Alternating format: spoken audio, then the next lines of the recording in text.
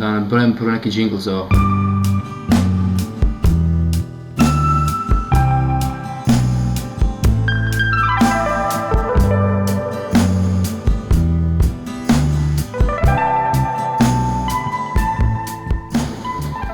Dobar večer. Kako mi je bio rođendan neki dan, odlučio sam poslagati sve čestitke koje sam dobio putem društvene mreže koja se zove Facebook na jednu hrpu i napraviti top 5 najboljih čestitke koje sam dobio ove godine, 2013. Pa krenimo na listu.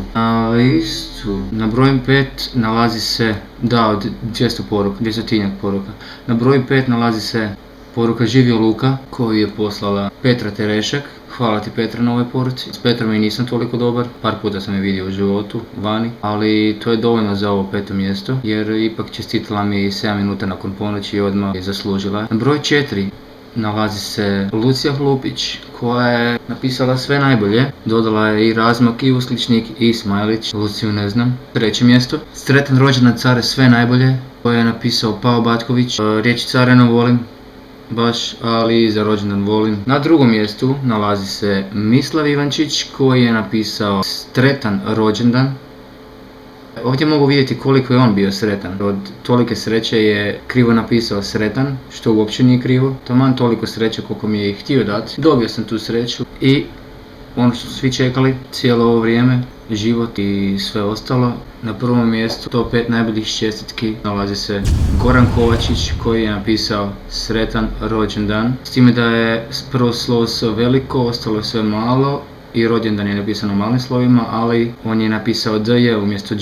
Time mi je poklonio Jotaciju za rođendan. Veliki poklon u samo 2 riječi. Ne mogu ni reći da sam puno dobio takvih poruka, stvarno jako malo. Sve ukupno dobio sam oko 200 čestitki putem zida, 20-ak inboxa, 0 SMS-a, nijedan SMS nisam dobio i nijedan poziv isto, nitko me nije nazvao za rođendan.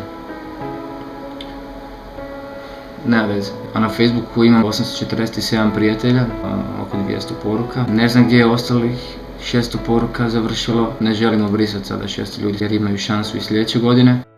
Vrijeme za tople riječi od srca, pa bi se ovim putem i zahvalio svim onima koji prate ovaj kanal i onima koji ne prate, više bi se zahvalio njima.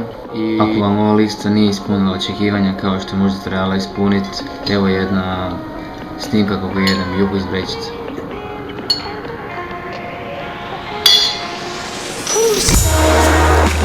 Who's